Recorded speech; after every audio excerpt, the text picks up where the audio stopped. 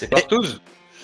C'est partout les amis, bienvenue à tous dans le Dorado Show épisode 15, le podcast des parieurs gagnants pour vous aider à progresser dans votre betting et maximiser vos résultats. Alors aujourd'hui, j'ai l'honneur de recevoir un peu à la dernière minute un acteur majeur du monde des paris sportifs francophones, parieur professionnel, qui est considéré comme l'un des meilleurs parieurs tennis avec plus de 1292 pronostics, un retour sur investissement de 6,75%, ce que peuvent revendiquer, hein, si on peut se permettre. Et s'il atteint ce niveau, c'est pas par hasard. Il a structuré sa méthode, parier sur des cotes value, utiliser les meilleurs outils, notamment Tennis Metrics, dont il est le cofondateur, et optimiser sa gestion de bankroll et travailler sur le long terme. Aujourd'hui, il a accepté de venir partager sur son parcours, ses méthodes, ses réflexions. Et je suis fier de l'accueillir dans le Dorado Show, Eli de Tennis Metrics. Bienvenue à toi Eli, merci d'être présent pour partager ton parcours dans les paris sportifs. Salut Dorado, enchanté de faire ta connaissance. Merci à toi de m'accepter. Merci pour toutes ces louanges que tu fais à mon égard.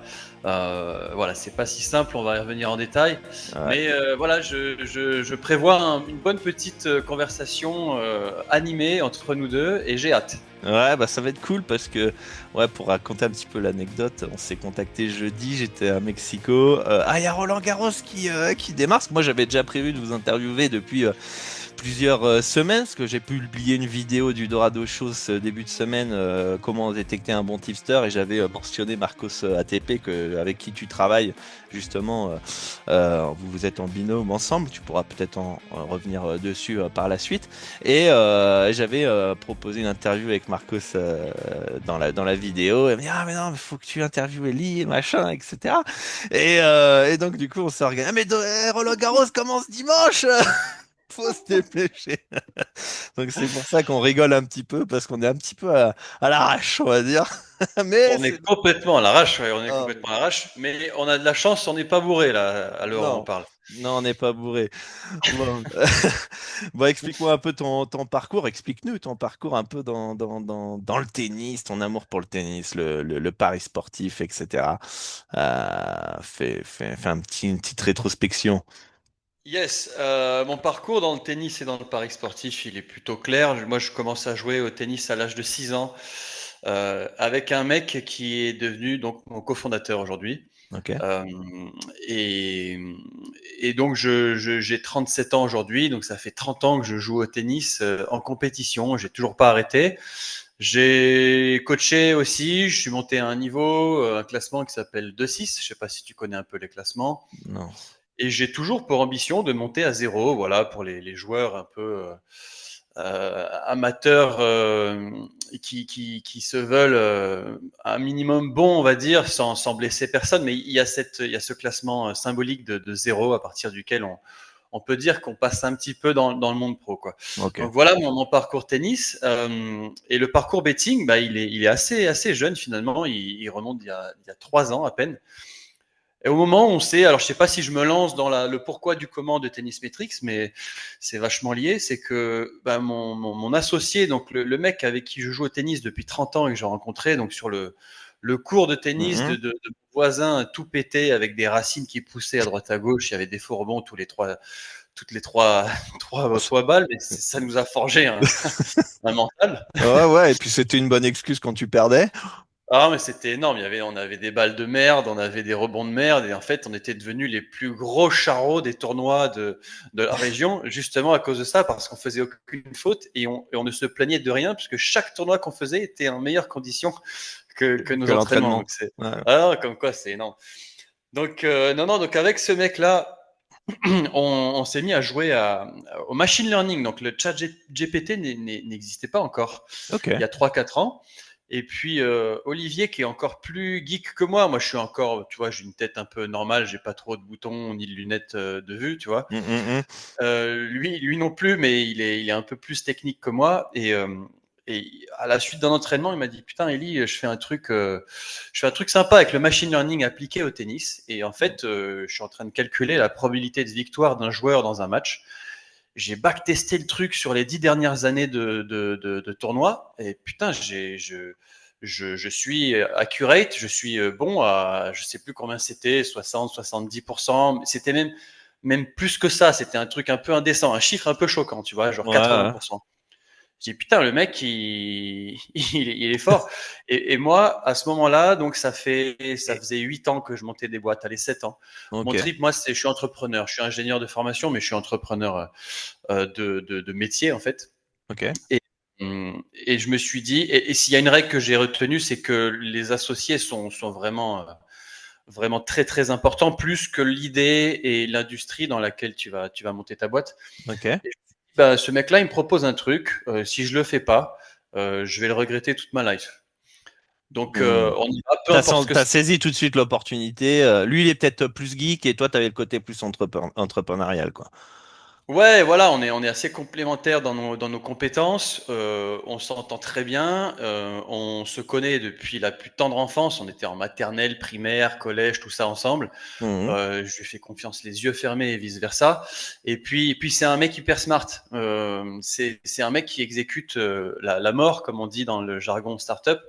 C'est-à-dire que voilà, quand tu montes une boîte startup, un des plus grands atouts, c'est d'exécuter efficacement. En fait, le but, c'est de se tromper plus rapidement que les autres, tu vois. Donc Mhm. si tu mets je sais pas moi, quelques heures, quelques jours, quelques semaines à prendre une décision parce que tu te dis putain, il faut que j'ai toutes les informations pour bien la prendre, tu vas pas être successful, tu vois. Mhm. Donc voilà, tout un tas de choses qui m'ont fait dire que il fallait que je tente un truc, et même si on devait dévier à je sais pas de la vente de tofu en Antarctique, tu vois, j'en sais Yes, rien, yes. mais il fallait que je fasse un truc Ah, avec ah, ce ah. mec. Et lui, bon, bah, lui, il était chaud. Et puis, on a commencé comme ça. Et alors, c'est là où ça t'intéresser, c'est que on s'est dit, bon, à qui est-ce qu'on va bien pouvoir partager ça? Pourquoi pas le vendre dans un second temps? Mais au départ, c'était complètement gratos. Et on s'est dit, bah, euh, la population, enfin, le pari sportif, c'est un truc qu'elle va en poupe. Allons-y. Mais au départ, nous, on n'était pas du tout parieurs. Alors, on a un background mathématique et tout, tu vois. Ok, ouais, ce que je voulais te poser comme question, est-ce que à ce moment-là, quand vous créez cet outil, vous avez fait un peu de paris sportif, comme moi j'ai pu faire au bureau de tabac et d'autres à faire des combinés, rien du tout, quoi. Et tu peux me dire en quelle année à peu près, c'est ça? Bah ça, c'est il y a 3-4 ans, donc Ok. c'est 2021, tu vois, je sais plus si c'était avant ou après le Covid. J'ai Mhm. une notion du temps très, voilà, très floue. Mais donc c'était, ouais, c'était il y a 3-4 ans, en fait, on a monté ça, et enfin, on a commencé ça. Et par contre, on a des backgrounds où moi, je me suis un peu testé à la finance de marché. Lui, il a bossé aussi en finance de marché à New York, tu vois, dans les salles de trading en tant qu'ingénieur, tu vois. Donc, Ok. pour te dire, déjà que le mec, il est solide, Ouais, a ouais, ouais. développé des algorithmes déjà dans les salles de marché à New York, tu vois. Mhm, Et moi, j'ai toujours adoré les maths et tout, et c'est pas du tout un domaine qui nous rebutait. Par contre, on savait pas de qui il était composé. Et c'est là où, parfois, bon, mhm. Ouais. tu vois, dans ton podcast, j'aime bien parce que tu décris pas mal, quoi. On s'est dit, réflexion, ok, ça c'est un gros marché. S'il y a, je sais pas moi, quelques dizaines, centaines, milliers de mecs qui payent pour avoir un peu de data qui leur permet de prendre de meilleures décisions de paris, bon ben c'est cool. Bon, quelle est la taille du marché? On regarde en France sur les rapports de l'ANJ, 4 millions de parieurs. Bon, Mhm. c'est cool. Le tennis, c'est combien? 22% de part de marché, on arrive à peu près un peu plus de 800 000 personnes, tu vois. On se dit, notre premier marché français, il est de 800 000. On dit, bah, pourquoi pas? Bon, bah, si on arrive à. Parce que notre truc fonctionnait, tu vois. Donc, on s'est dit, Mhm, putain, ça va être énorme, en fait. On va avoir. Alors, on savait pas du tout comment le vendre et tout, mais au moins, il y avait quelque chose à faire. Et on s'y met. Et là, gros flop. Gros flop mhm. parce qu'on s'aperçoit, bon, on découvre le marché du La pari réalité sportif, tout du pari simplement, sportif, quoi. ouais, le marché, ouais. Exactement. Le marché Mhm. qui est composé donc d'une grande partie de parieurs récréatifs, qu'on appelle récréatifs. Un parieur récréatif, pour ceux qui connaissent pas un peu pas le terme, mais la dénomination, pour nous, c'est quelqu'un qui parie à l'affect ou qui parie sans réelle volonté, pas, sans investissement long terme. C'est-à-dire, Mhm, tu vois, mhm, ça peut être récréatif dans le vrai sens de s'amuser, et ça peut être récréatif dans le sens où il n'est pas professionnel et il sait pas trop ce qu'il fait. Ouais. Donc il y a un peu deux sens du terme, mais on les réunit quand même dans le même groupe parce que pour nous, c'est un parieur qui n'est pas qui n'a aucun intérêt à payer un abonnement mensuel pour avoir de la data qui Mm. l'aide dans sa prise de décision, si tu veux. Ouais, parce qu'il a aucun, comment dire, recul mathématique. C'est vraiment, je le sens bien. Il y a même pas de gestion de bankroll. Il y a rien. En fait, il y a limite toutes les bases à reprendre, la vision et certains déclics à avoir. Et c'est pas son premier instinct d'aller sur Tennis Metrics à payer un abonnement pour avoir des datas sur du tennis, sachant que la majorité en plus font du football, quoi. Donc En plus. c'est en plus. En plus. Donc exactement. Soit le mec il est pas bon et il se dit bon c'est quoi ce truc, ça me sert à rien. Soit c'est un mec qui est purement récréatif, qui se fait plaisir et qui se dit bon bah j'ai pas besoin de ça, moi j'adore Nadal, je vais parier sur Nadal quoi, tu vois. C'est Roland Garros, il a été rebattu. Il l'a gagné Putain, ouais, plein de fois. Roland qui commence la première année sans Rafa là, ça va faire Ah drôle. bah, mince, je suis récréatif, je pensais qu'il jouait. Le Ouais, gars te fous pas de complètement la gueule, à l'arrache, quoi. te fous pas de la gueule du récréatif, il fait vivre le pari sportif, hein. Ouais, c'est pas faux. Mais donc voilà, on s'est aperçu de la segmentation du marché et on s'est aperçu donc que le parieur qu'on appelle aguerri ou le parieur professionnel représentait une infime partie des 800 000 dont je parlais en France Mm, et peut-être entre peut-être 1000 et 5000 personnes, tu vois, mais grand maximum quoi. ouais, je pense. Donc Ouais. donc déjà c'est un marché de niche et qu'il faut aller convaincre et tout. Donc on s'est dit merde, bon qu'est-ce qu'on fait? Deux solutions. Soit on devient influenceur putaclic à dire ouais regardez banger, j'ai fait plus 52%, le chiffre n'existe pas volontairement, hein. Je suis pas Ouais. teubé à ce point, mais j'ai fait 52% de ROI. Et Palier puis 25. voilà. Et on n'est pas comme ça, on n'avait pas envie. Bon, moi, je me suis posé la question parce que j'aime bien faire rire les gens, mais bon, ça allait vite me saouler. Et, euh, et donc, on a plutôt opté pour devenir des gens sérieux qui conseillent des choses sérieuses et se dire bon, ben, tout ce qu'on conseille, on va le parier nous-mêmes. Mm, Non seulement on va le parier nous-mêmes, mais en plus on va le certifier. Donc on va développer un programme qui va certifier les paris. Donc on prend tous nos paris avant que le match ne commence et après on n'a pas le droit d'y retoucher. Et pour sceller le tout, on va en plus noter les paris donc sur une plateforme tierce qui s'appelle en l'occurrence aujourd'hui Bet2Invest, tu vois. mm, mm. Et c'est Marcos qui met ses paris là-dedans. Comme ça, les mecs sont à peu près sûrs et certains, tu vois, qu'il n'y a pas de triche. Parce que Ouais, c'est c'est ça.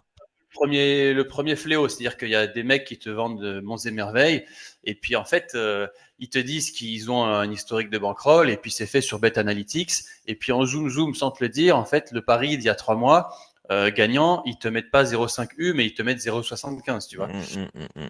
Sportif, c'est très facile de fine-tuner un peu ça, c'est-à-dire que si dans un mois tu changes 5 paris perdants en paris gagnants sur un volume de 100 paris, Mm. euh, ça change ta perte de Puis ouf, les tu gens vois. vont pas aller regarder l'historique un par un, etc. De ce que tu as envoyé. D'ailleurs, pour teaser un petit peu, Marcos, que j'interviewerai aussi pour Wimbledon. Tease le fort, tu vas le Voilà, penser. voilà. Ah, tu peux le teaser, et donc on s'est dit on va la jouer franc jeu et on va certifier nos bêtes et voilà on avait même fait une offre où lorsqu'un mois était négatif dans nos perfs on remboursait le mec, tu vois. Mm.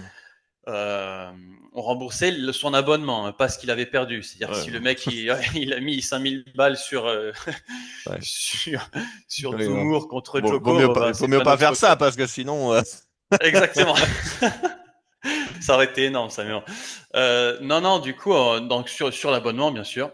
Mhm. Puis voilà. Donc on a continué comme ça et on est arrivé à un historique de paris. Donc le but, on dit dans le pari sportif, c'est d'avoir au moins 1000 paris certifiés avec un ROI moyen par pari positif Mhm. pour pouvoir prouver que ta stratégie, elle peut fonctionner.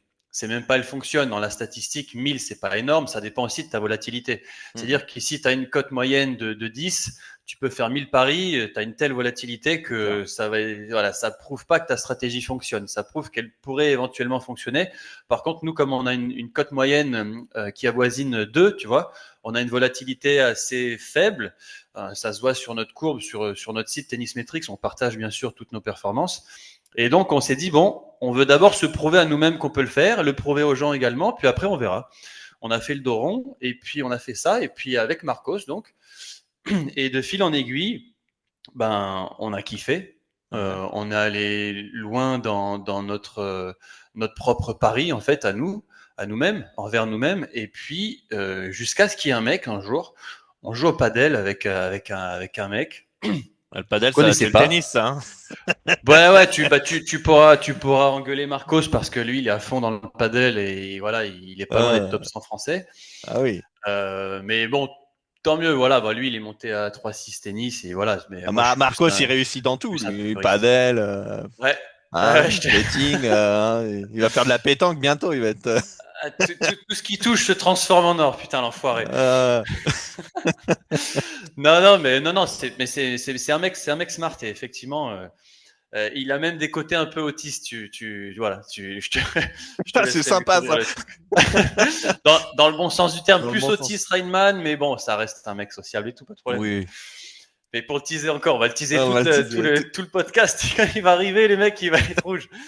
Euh, et du coup, ouais, donc il y a un mec on lui montre, qu'est-ce que vous faites dans la life et tout, on lui montre, et le mec il fait putain, c'est énorme quoi. Et le mec, ancien joueur de poker professionnel, Ok. et le mec il a fait putain, franchement, les gars, moi je suis chaud, ça vous dit demain je mets 100K sur un site et vous le gérez pour moi. Et après, on s'arrange au niveau des gains et tout. Moi, je vais pas rendre public le partage des gains. Et puis voilà. Et ça, c'était la deuxième étape. Parce que la première, donc, on monte notre boîte et on est même incubé à Station F, qui est le plus grand incubateur de start-up du monde à Paris, qui a été créé par Xavier Niel.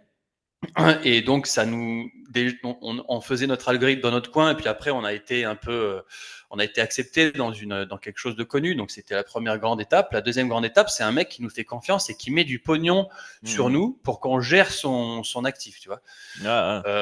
Donc ça, c'est cool. Et maintenant, la troisième étape, c'est bien sûr de se créer notre propre bankroll, parce que cette bankroll, bien sûr, ne nous appartient pas. Et c'est le premier objectif d'un parieur sérieux. Enfin, je dirais le deuxième. Le premier, c'est bien sûr d'avoir cette stratégie qui fonctionne. Et le deuxième, c'est après de ce qu'on appelle dans le jargon monter sa roll, quoi. Parce que malheureusement, c'est un peu partout pareil dans la vie. On gagne pas d'argent sans avoir d'argent, quoi. Si tu veux investir quelque part, tu peux prendre. Les mecs, tu mets 100 euros de côté par mois pendant 43 ans sur ton livret A, tu vas devenir millionnaire. Ouais, putain, mais pendant 43 ans, tu aurais pu en faire des choses, tu vois. C'est clair. Donc, il faut monter sa roll, donc il faut au moins 50 000 pour pouvoir en vivre, tu vois. Et donc là, avec 100 000, donc on a sur notre newsletter, chaque mois, on fait un rapport de perf et notre objectif, c'est de dégager donc 100 000 euros de profit à partir de 100 000 euros de bankroll, ce qui est un objectif énorme.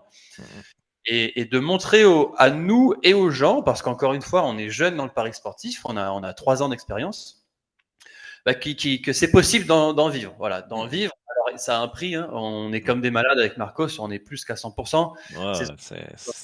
Tout le week-end compris, parfois la nuit quand les fuseaux horaires sont différents et tout, sauf 3 semaines en décembre, ce qui n'est pas possible dans ton domaine ou dans d'autres sports, tu vois. Mais nous, on prend cher en tout cas. Si tu veux être parieur pro dans le tennis, tu prends cher. Ouais, et puis c'est très loin du cliché sous les cocotiers à Cancun au Mexique comme Dorado au bord de la piscine. Hein. Je déconne. Non, souvent il y a 3-4 écrans, il y a les matchs partout, t'es tout le temps devant le PC, etc. Et C'est parce que toi, tu fais des millions avec l'affiliation. C'est pour ça, tu as pu ben oui, t'expatrier, c'est acheter une ça. villa. Voilà, c'est ça. Et puis maintenant, voilà, je suis tranquille, j'ai acheté du Bitcoin quand il valait 10 centimes au lieu d'acheter une pizza, et puis voilà. Et moi, j'ai acheté la pizza. Voilà. Dégoûté. Ah, donc voilà notre histoire. C'est un peu long, désolé. Moi, je pars un Non, peu en non, bah, sucette, mais je c'est sais que très toi aussi, tu intéressant. vois. Non, c'est très intéressant, et surtout que de base, voilà, c'est surprenant que en fait vous étiez même pas vraiment dans le milieu du pari sportif, quoi. C'est-à-dire que vous n'avez pas eu le, le le parcours du débutant qui fait ses erreurs et qui se dit merde, je sens que j'ai du potentiel et puis je vais progresser petit à petit, et voilà, quoi. Donc, et puis votre bagage mathématique, je pense, vous a clairement aidé pour bah, comprendre tous les aspects que le parieur récréatif ne comprend pas aussi. Ah, tu sais, ce qui nous a le plus aidé, je pense, maintenant que tu en parles, c'est peut-être d'avoir été joueur de tennis en compétition.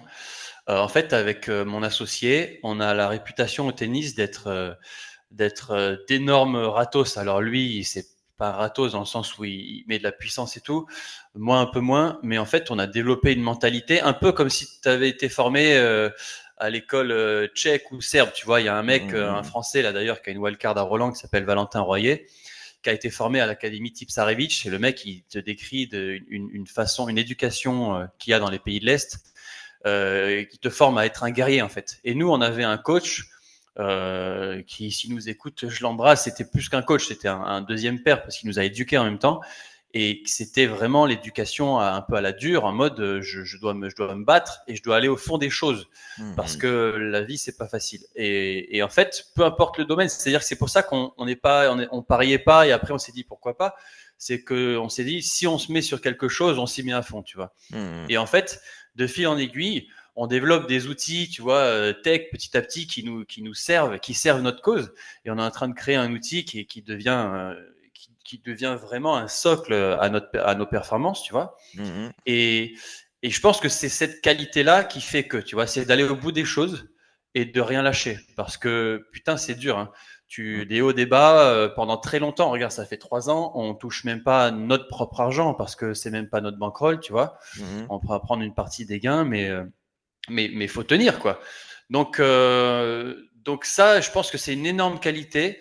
Avec l'autre qualité, en plus, tu vois, moi j'ai 37 piges, je suis propriétaire de rien, j'ai zéro pognon et mais vivre comme un gitan, ça me dérange pas, tu vois. mhm. Alors qu'il y en a d'autres à 37 ans, ils diraient putain, le truc. D'ailleurs, il y avait une start-up à Station F qui était dans les paris sportifs également. Ok. Les mecs, ils se sont dit, même constat que nous, tu vois, putain, le marché, il est trop difficile.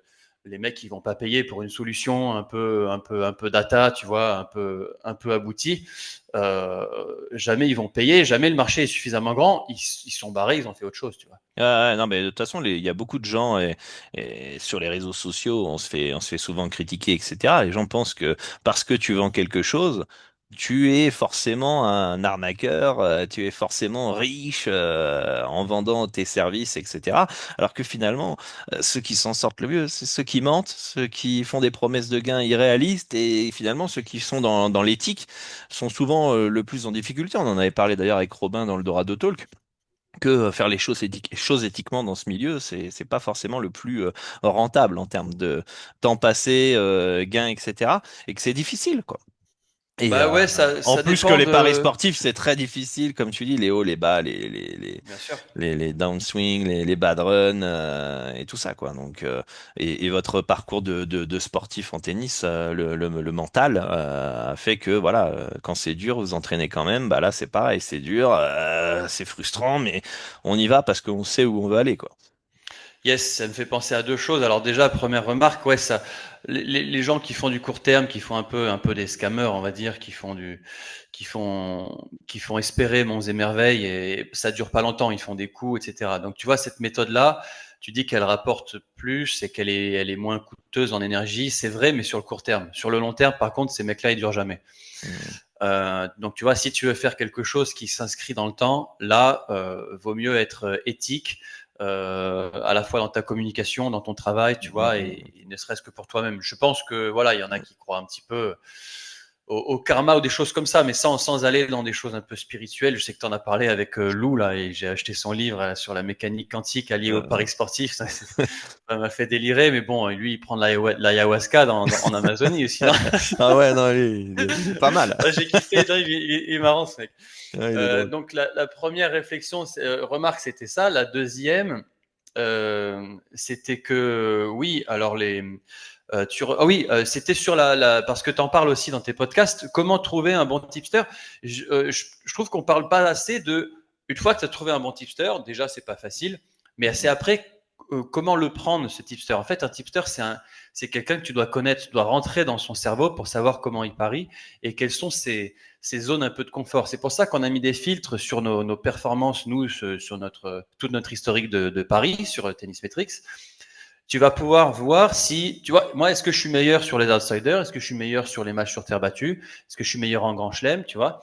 Et il y a un truc que tu pourras noter, et ça rejoint donc cette force de caractère de pouvoir réagir face aux downside qui sont fréquents chez le parieur, et qu'on a chez Marcos, et que Marcos, c'est encore plus fréquent chez Marcos sur sa courbe, c'est que dès qu'il a un downside, mais petit, hein, pas énorme, hein, genre moins 2, moins 3 U, tu vois, il y a peut-être 5 paris perdus d'affilée. Notre plus gros nombre de paris d'affilée, je crois que ça doit être 6 ou 7 maximum.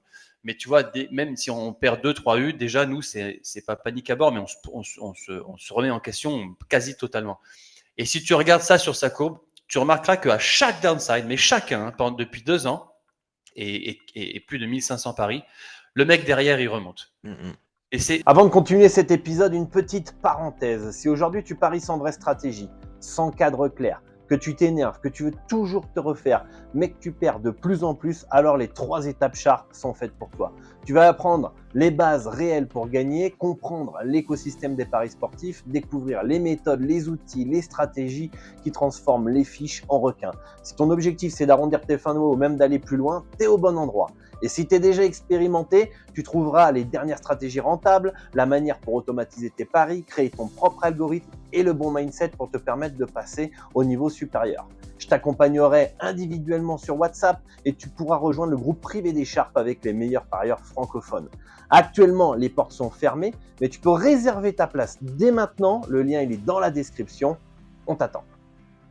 Et c'est pour ça que ce mec, il est énorme, parce que tu regardes sa courbe, en fait, les downsides, ils sont toujours, pour l'instant, hein, je touche du bois et tout, ils sont toujours suivis de remontées. Et le mec, en fait, c'est simple, il me dit, bon, je change rien, parce que je change rien si ce n'est ma quantité de travail. Quand on est en downside, le problème, c'est la gestion psychologique du downside. Donc, tu peux être un peu en tilt. Tu peux soit augmenter ta mise pour te rattraper. Tu peux soit faire plus de paris. Tu peux soit en faire moins, mais qui sont moins lucides. Tu vois, enfin, en tout cas, il y a un impact dû à une influence de ton psy, quoi, de tes émotions, de tes émotions, etc. Et donc, je ne sais pas si tu en as parlé déjà, mais moi, je trouve que les gens qui suivent des tipsters, il faut qu'ils regardent ça. Et alors, imagine, tu suis Marcos et tu prends que ses bêtes après un downside. C'est-à-dire que tu juges, tu te dis, le mec, il a perdu déjà 2 U. Ça se trouve, le downside, il va durer encore un U. Ça se trouve, il va pas durer et directement, ça va up direct, tu vois. En tout cas, ben, tu as des zones du tipster, si tu l'as bien analysé, tu vois, qui font que tu vas surperformer par rapport aux performances du tipster, tu vois, si déjà il est gagnant, tu vois. Imagine, tu chopes des tipsters comme ça un peu dans chaque sport ou même dans le même sport, mais une diversité de tipsters. C'est un moyen de déchirer aussi les perfs sans avoir toi à te poncer l'énergie et le cerveau à regarder les matchs comme on fait, tu vois. Et donc ça, c'est pas mal. Hein. C'est clair, c'est clair. Après, tu dis quelque chose qui est intéressant, c'est est-ce que les gens, en fait, quand ils choisissent un tipster, ne prennent pas forcément en compte, c'est les bad runs. Moi, c'est hyper important, tu vois, un parieur, je sais pas, il a 1200 bêtes et tout, et que je vois, ça monte, il a 9% de ROI, voilà, une CLV positive, mais tu vois que je vois qu'il a pas connu ces petits -15, -20 U qui te font douter, etc., tu vois, je préfère ne pas le suivre, tu vois. Par contre, dès que je vois que, là, il a perdu 15 U, il a continué, il est remonté, là, il a reperdu 10 U, il est continué. Ça, j'aime bien, tu vois, parce que ça montre une force de caractère. Il a pas tilté, il continue. Je dis pas qu'il il le vit bien et tout ça. Hein. De toute façon, quand on est en bas, Il a peut-être tué sa femme et ah ses gosses en voilà, attendant, mais bon, le mec, il est remonté, tu vois. le mec, il est costaud, tu vois. Et ça, les gens, quand ils suivent un tipster, ils prennent pas forcément ça en compte, tu vois. Et c'est ce que j'aime beaucoup dans vos courbes, notamment, c'est cette résilience que vous avez et qui, bah, maintenant, en te connaissant, bah, je comprends un peu mieux votre parcours et d'où vient finalement cette force. Et je pense que c'est quelque chose qui se voit pas au premier abord où c'est pas le premier réflexe qu'on va aller checker parce qu'il y a du verre un peu partout, donc on trouve que c'est trop bien, tu vois. Mais il y a cette petite facette un peu cachée qu'il faut aller fouiner et qui est très importante. Et c'est encore une fois aussi le suivi de tipster, euh, un manque, je pense, de compréhension du pari sportif global, mathématique, que les gens sont pas forcément prêts. En fait, le suivi de tipster, c'est voilà, émotionnellement, c'est la même chose, sauf que t'as pas le travail d'analyse, tu vois. Exactement. Alors émotionnellement, ça dépend parce que tu peux te dire aussi, comme c'est pas moi qui ai pris la décision Mm. de pari, je peux aussi un petit peu me déresponsabiliser parce que si le pari est perdant, c'est pas ma faute. C'est Ouais. ma faute dans le sens où je l'ai suivi, mais c'est pas moi, c'est pas, ça n'a pas été une conclusion de mon raisonnement, tu vois. D'ailleurs, ne Euh, suivez pas Tipster si c'est pour rejeter la responsabilité. Hein. ah oui, oui, c'est Parce clair. qu'il y en a Oui, beaucoup oui. qui font ça, dire oh non, mais moi, soi-disant, j'ai pas le temps, tu vois, mais ils vont regarder tous les matchs et ils vont t'envoyer un petit message, oh, ça part mal. Je crois que t'avais pas le temps. Ah non, c'est clair, c'est clair. Non. Non, non, donc voilà, petit tips pour c'est ceux qui suivent, qui sont dans le paris sportif, encore une fois, parce que ça les fait kiffer, aucun problème. Par contre, ceux qui veulent s'y mettre sérieusement, voilà, aller dans les choses un peu plus profondément, aller voir si l'historique est vraiment certifié, où est-ce qu'il est certifié, parce qu'il y a plein de plateformes, hein, faut pas que je cite de marque et tout, mais il y a des plateformes sur lesquelles tu pouvais gruger, quoi, tu vois. Ouais, Donc voilà. il y a D'ailleurs, toujours. Vas-y, vas-y. on propose un outil de gestion de bankroll, nous, sur Tennis Metrics. Mhm. D'ailleurs, avant qu'on parte en sucette, même si c'est déjà un peu tard, juste un petit laïus, Tennis Metrics, l'outil, un petit côté pub, parce que justement, on n'a pas le temps, on n'en fait jamais, donc je profite Vas-y, de toi vas-y, fais-toi et, plaisir. et ta visibilité mondiale depuis le Oh, Mexique. voilà. Tennis Metrics, donc on analyse, la première promesse, c'est qu'on analyse tous les matchs ATP de la saison pour le mec qui n'a pas soit les compétences, soit le temps de le faire. Donc toute une analyse stratégique, nous on connaît les joueurs du top 200 par cœur et les tournois par cœur. Donc c'est la première valeur ajoutée. La deuxième, bien sûr, c'est qu'on partage nos pronostics. Donc chaque analyse est conclue d'un pronostic qui est fait par l'analyste. L'analyste, c'est Marcos ou moi. Donc ce sont deux parieurs professionnels dans le tennis. Et après, on partage également nos paris qu'on prend réellement, si tu veux, en tant que parieur, c'est-à-dire pour notre bankroll. Euh, donc c'est ça, Tennis Metrics. Tennis Metrics, c'est aussi un outil de gestion de bankroll parce qu'il n'y a pas de performance sans mesure de ta performance et sans essayer de trouver le pourquoi du comment et de ne pas faire deux fois la même erreur. Donc on a customisé cet outil de gestion de bankroll et qui est spécialisé dans le tennis. Tu peux aussi l'utiliser si tu vas dans d'autres sports. Et c'est le lien du coup que je voulais faire, c'est que un bon outil de mesure, c'est un outil qui te permettra une amélioration continue. Et ça, Mhm. c'est le plus important. C'est-à-dire que tu peux être complètement naze au paris sportif, mais si tu progresses, ne serait-ce qu'un tout petit peu tous les jours, tu vas devenir énorme. Mhm. Avec la patience, bien sûr. Pour ça, on a développé deux choses principales. Alors bien sûr, il y a les fils pour pouvoir extraire de la valeur. C'est-à-dire que si tu fais un bet analytics, bon, ils ont quelques stats et tout, mais si tu veux te dire, bon, est-ce que sur à partir des quarts de finale des Masters 250 sur terre battue, Mhm. elle a été mon ROI, tu vois. Ah ouais. Donc, tu vois, tu peux aller un peu plus Un peu finement dans le dans les filtre. filtres. Ouais. Exactement. Et donc, dans l'extraction d'informations qui peuvent avoir de la valeur. Et ensuite, on a l'autre chose. Alors, il y a deux autres choses. La première, c'est que quand tu rentres ton pari, tu peux écrire la raison pour laquelle tu prends ce pari. Une fois que tu l'as rentré et que tu as validé ton pari, tu ne peux plus toucher à cette putain de raison, tu vois. Ok. Pourquoi? Parce que tout le monde, c'est humain. Hein. C'est pas parce que quelqu'un est plus con qu'un autre, c'est que on se dit tous, en regardant le match ou en voyant le résultat, ah putain, ben oui, Ouais, bah oui, évidemment. ah Et ouais, après, tu modifies cette raison voilà. et voilà, et tu Tu fausses la tout. modifies dans ton cerveau et tu te crées des souvenirs qui sont faux en fait. Mm, Donc non, déjà, un des premiers trucs, c'est ne pas se mentir à soi-même. Le fléau premier du parieur, tu vois. mm, mm, Donc nous, on a fait ça. Et donc, tu peux revenir sur tes bêtes et te transposer au moment où tu as pris cette décision de bête et te rendre compte, ah ouais, en fait, je pensais pas du tout la même chose, quoi, tu vois. ouais. Et donc ça, c'est vraiment cool. J'espère que les autres outils de gestion de bankroll vont le faire. Et tu as aussi autre chose, c'est le feedback.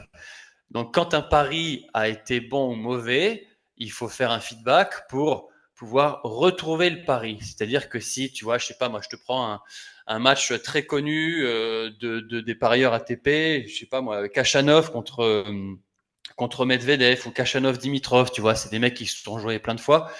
Euh, tu as forcément parié dessus, ça serait cool de revoir ce que tu as parié sur eux et ce que tu en as conclu, tu vois. Mm. Et il y a des moments où tu t'es gouré. Et nous, c'est ça aussi qui nous a permis de progresser sans avoir été parieur depuis très longtemps. C'est qu'on analyse tous les matchs. Donc, tu te fais une stratégie, tu te fais un raisonnement et tu dis, tiens, tel match, par exemple, je vois qu'il y a value sur le joueur A parce que le match-up fait que, tu vois. Le match-up, c'est la confrontation des profils. Et en fait, tu regardes le match et tu regardes que tu t'étais complètement gouré sur un argument qui a fait en grande partie que tu décides que cette cote était value, tu vois. Mm, Dans ce cas-là, c'est pas grave, on se trompe tous. Par contre, ce qui est grave, c'est de refaire la même On va erreur faire la plus même tard, tu vois. erreur. Ouais. Voilà, exemple classique, exemple parlant, un exemple concret, c'est par exemple Davidovic Fokina qui joue Mensik à l'Open d'Australie. Avec Marcos, on était persuadé que Fokina allait jouer sa carte de défenseur. Après, c'est un joueur complet, mais qu'il allait jouer sa carte de défenseur et laisser le jeu en fait à Mensik. Et dans ce contexte-là, si tu veux, Mensik est moins bon. En plus, il est un peu friable en coup droit. Il a du mal à redonner de l'énergie et de la puissance, tu vois, avec ce coup. Et on s'est dit, putain, ça fait un petit argument.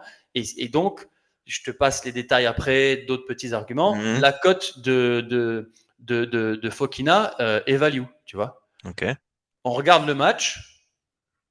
Le mec a fait un plan de jeu complètement opposé. Il est suragressif, il attaque tout ce qui bouge. En même temps, Fokina, c'est un grand taré. Je ne sais pas si tu connais un peu, mais ceux qui Non, pas du écoutent, tout. qui connaissent le tennis, c'est un Espagnol complètement barré. Mais et donc on fait ça. Donc déjà en live, déjà tu peux ajuster ton pari. Donc là, c'est sûr que si tu es sur les plateformes, hein, un peu ce qu'on appelle les softs, voilà, sans citer de nom, mais les bookmakers qui fournissent pas de très bonnes cotes et qui sont pas forcément faits pour défendre ta position en live, c'est un peu plus difficile. Mais sachez que vous pouvez défendre une position en live si vous trouvez qu'elle n'est plus value du tout. Et d'ailleurs, c'est pas qu'il vous pouvez, c'est qu'il faut le faire. Mm. Et ensuite, une fois que le match est terminé, moi, je vais très vite, alors faut y penser, sur le bet en question qui est dans mon historique de bet, tu vois. Et je dis, attention, là, je me suis gouré sur le match-up. Et si les mecs se re-rencontrent ou si Fokina, il joue un autre mec plus tard, etc., Il va falloir que je j'aurai fasse ce attention truc-là, à tu vois. ça. Ben Mhm. voilà, en fait un réel outil de suivi, tu vois. Mm. Donc Non, voilà, ça c'est un des derniers pans qu'on a dans l'outil Tennis Metrics. On a aussi bien sûr des alertes de cotes, des de stats aussi. notifications. Bien sûr, on a des stats. Alors on n'est pas très abouti encore au niveau des stats. On utilise encore un site. On utilise FlashScore et Tennis Explorer, qui sont pour nous le meilleur combo pour avoir la statistique et l'information avec le moins de clics possible. Tu vois, Tennis Explorer, si vous l'utilisez pas, les gars, et que vous pariez sur le tennis, c'est moche, ça ressemble au site du Bon Coin et c'est moche, tu vois. Mais c'est bien, très bien pensé en termes d'accession à l'information dont tu as besoin en tant que parieur, tu vois. Ouais, ok, d'accord. Et c'est vraiment intéressant hein, comme outil. D'ailleurs, si vous voulez retrouver Tennis Metrics, les liens sont dans la description. Il y a un petit code promo de Dorado Show pour avoir 30% de réduction. Merci, Oh putain, Ellie, t'as fait à un code toi. promo, génial. Ah ouais, j'ai fait un code promo. Bref, En majuscule tout attaché, ouais. En fait, là, pour les grands chelems, on fait souvent des petites offres de découverte pour que voilà, vous testiez. Et puis si ça vous plaît pas, ben tant pis. et Voilà, puis vaut mieux pour en la moindre question, ils peuvent te contacter aussi sur X. Ouais, sur X, ouais, exactement. Ouais. Ça fait un peu porno quand on le dit comme ça. J'avoue, Ouais. ça fait un peu Contactez-moi bizarre. sur, X, sur YouPorn en catégorie latinase. surtout que ouais, on est expert latina aussi, hein. Voilà, tu vois, je savais que ça allait un peu partir Ah ouais. et j'ai bien fait ma promo avant, tu vois. Euh, c'est clair, putain. Ah Non, là c'est là, vrai que mais bon, c'est mais drôle, qui n'aime pas les. faut mettre un petit peu d'ambiance, hein. Qui n'aime pas Oui, quoi? qui n'aime pas les latinas quand on voilà. Ouais, J'ai fait j'ai fait une date avec une Russe récemment. Elle m'a dit qu'elle était belge. Je me suis dit ça va être cool, tu vois, ils sont marrants les Belges. En fait, elle est russe. ouais. Putain, bah, jamais de la vie. Hein. Ah, c'est difficile, hein, putain. C'est Ah, quand t'es difficile. latin, c'est dur. Enfin, là, on s'est égaré, on s'est égaré. On s'est égaré. Non, mais c'est vrai que tennis métrique, de toute façon, c'est en train de prendre plus d'ampleur. Moi, j'en ai entendu parler au bouche à oreille, comme ça, etc. Et puis c'est vrai que c'est un outil que les parieurs tennis utilisent de plus en plus et qui est vraiment sérieux, quoi. Donc, n'hésitez pas si vous voulez l'utiliser, parce que quand vous voulez prendre les paris sportifs au sérieux, bah, il faut les meilleurs outils pour pouvoir prendre les meilleures décisions et maximiser vos résultats. Euh, Qu'est-ce que je voulais te dire là?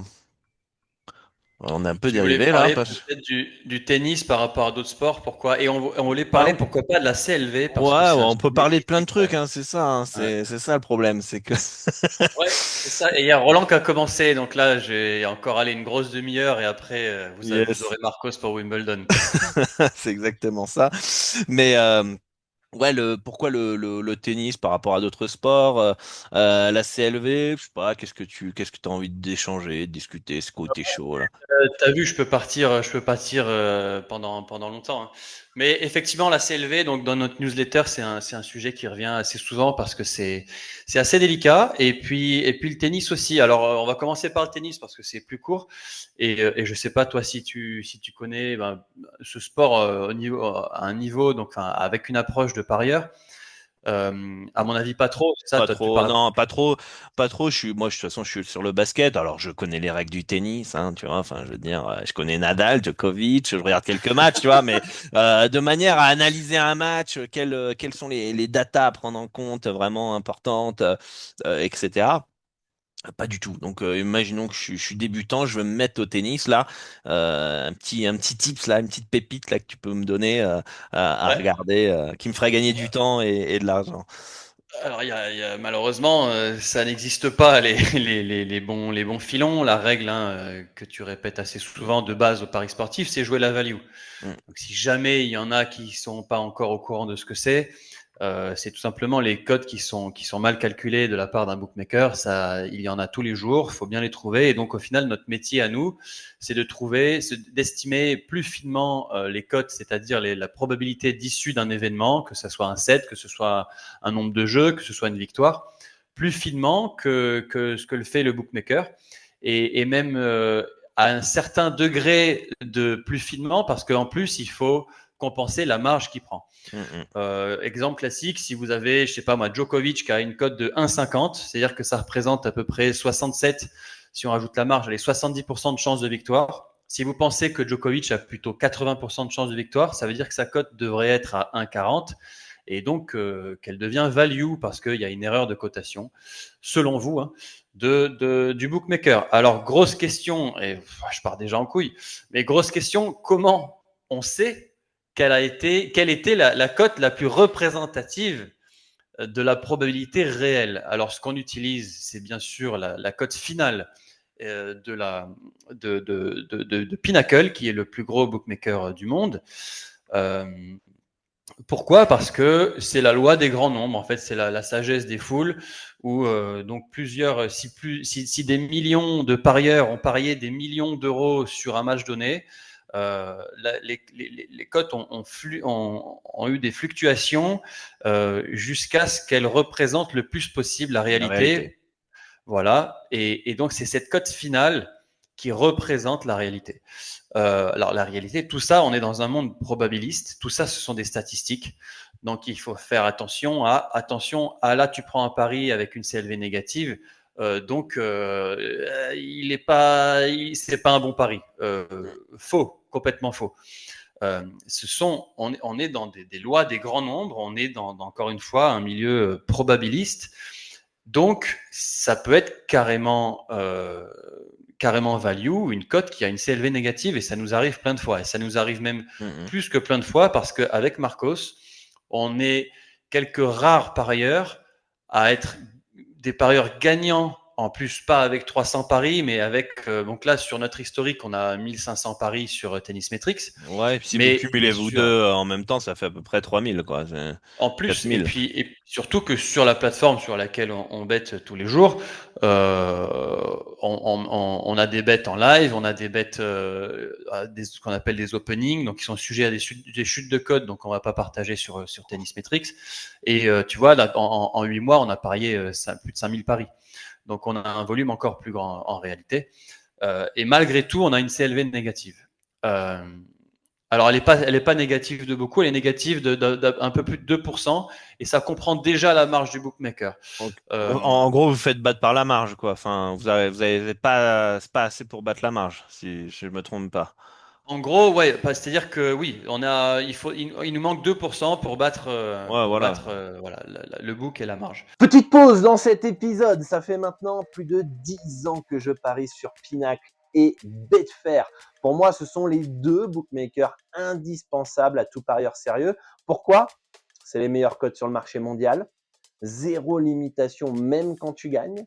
Dépôt simple et retrait super rapide, souvent même reçu en moins de 1 heure. Et depuis la France, la Belgique, la Suisse, le Québec ou encore l'Afrique francophone, tu peux y accéder via le broker Asian Connect.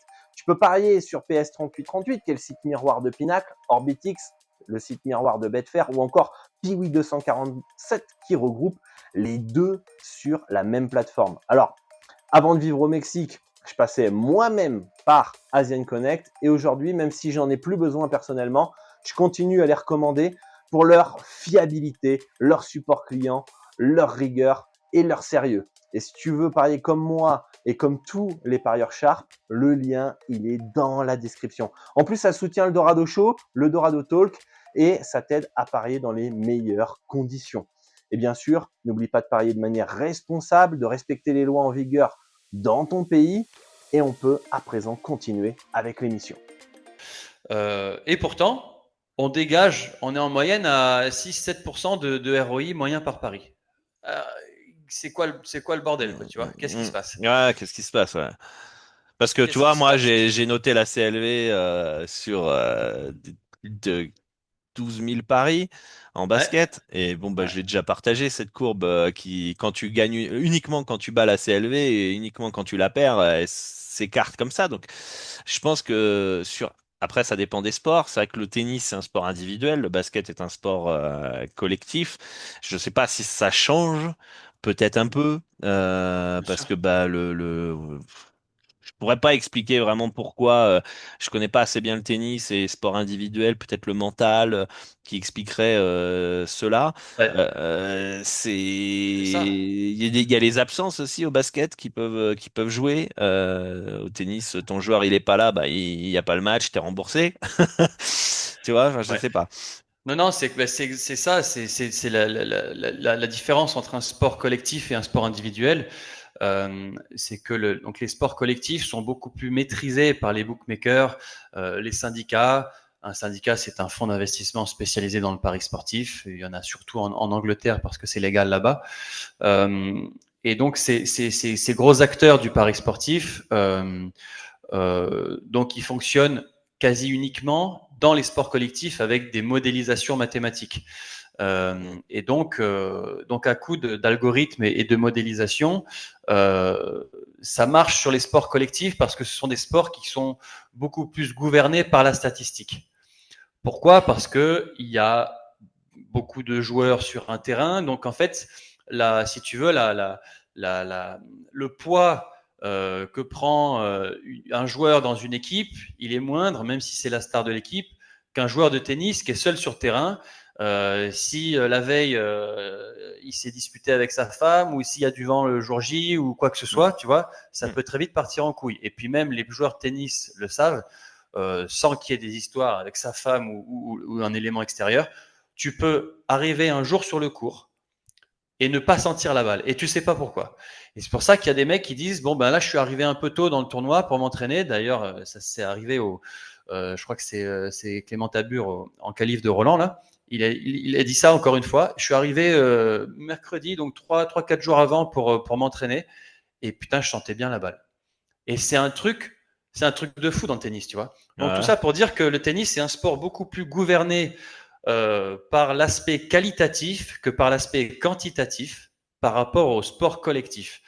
Ce qui fait que la cote finale, qui a été donc le fruit de milliers, de millions de paris par des millions de parieurs, tu vois, elle est toujours un peu moins précise que dans un sport collectif déjà. Hmm. Tu vois, donc la CLV, elle est un peu moins représentative. Après, encore une fois, deuxième argument, je pense que comme on est dans un monde statistique, il faut que ce soit un grand nombre pour que ce soit fiable. Tu peux jouer à pile ou face, tu vois, et avoir 50-50, presque 50-50. Il faut faire au moins 100 000 lancers, quoi, tu vois. Ouais, quand même. Ouais. Donc, donc il y a aussi ça. Et puis aussi, il y a autre chose, c'est que, alors c'est même plus qu'une théorie maintenant, c'est que je pense qu'un très bon parieur dans un sport comme ça individuel, c'est un parieur qui voit quand, même s'il y a une CLV négative, il va y aller quand même, tu vois. Hmm. Parce que il se rend compte, il devient tellement bon qu'il sait que le marché va potentiellement Ouais. faire baisser la cote, tu vois, Uh-huh. va faire fluctuer la Faut cote que pour tu- te foutre une CLV négative. Euh, ou alors, pardon, la cote a déjà bien baissé et elle remontera pas. Donc, si tu la prends maintenant, tu auras une CLV négative, tu vois. Ils arrivent à anticiper ça, mais se dire quand même, c'est quoi ce qui compte le plus? C'est la value. Est-ce que c'est encore value? Et est-ce que le but, c'est que j'ai pas un bon ratio de paris gagnant plutôt qu'une CLV positive, mais avec un ratio un peu inférieur de paris gagnant? C'est-à-dire que ce bet-là, que je trouve value, gros exemple, c'était Tsitsipas contre Zverev à Monte-Carlo 2024. Tsitsipas, qui était outsider, on comprenait pas pourquoi.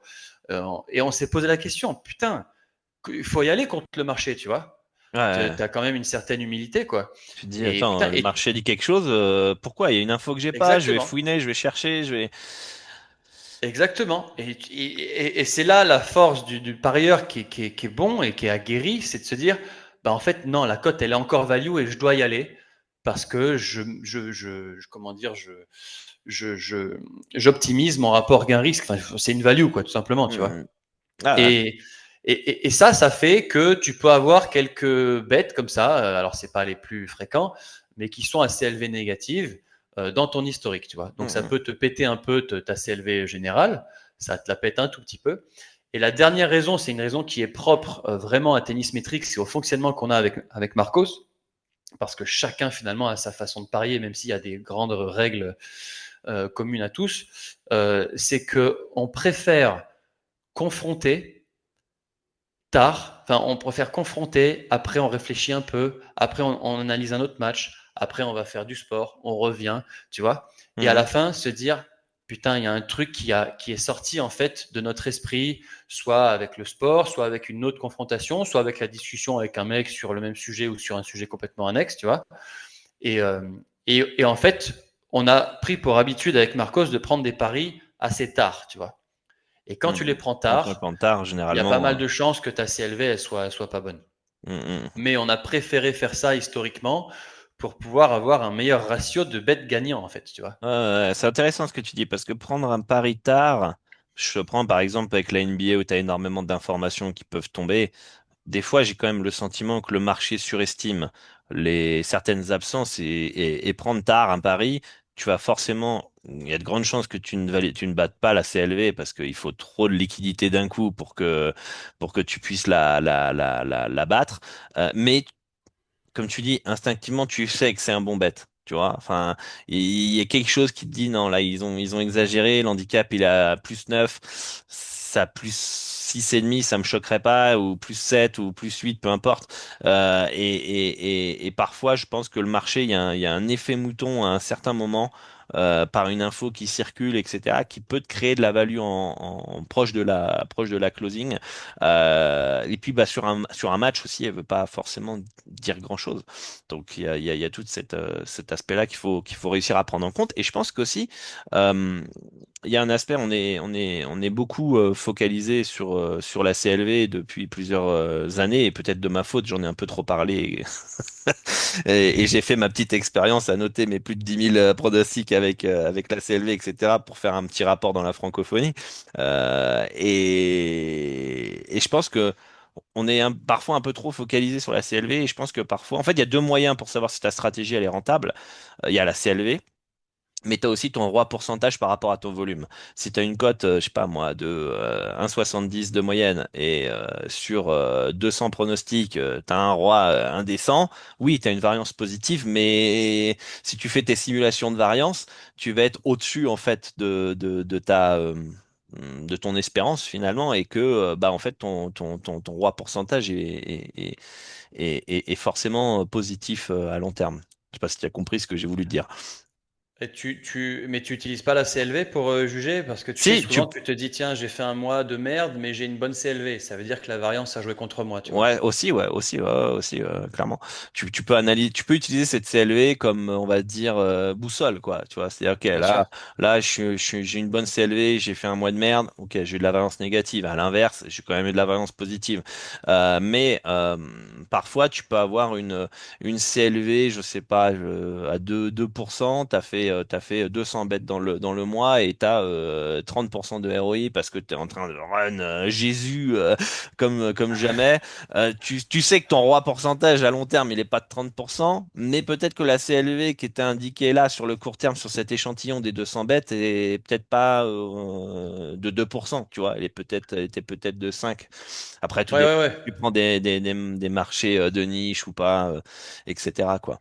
Et d'ailleurs, ce que j'ai appris, je sais pas si tu le savais, et peut-être que ça peut être représentatif aussi pour vous sur les grands tournois, j'ai appris via un podcast américain que la CLV, la plus représentative ne serait pas au coup d'envoi, mais à 15 minutes avant le coup d'envoi, parce qu'il y aurait de l'arbitrage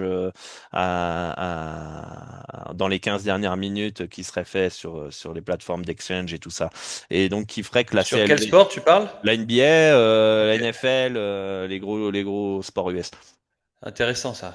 Donc je sais pas, peut-être qu'au tennis, genre 15 minutes avant sur les championnats de masse, enfin les tournois de masse pour vous, ça peut être la même chose en fait finalement, quoi.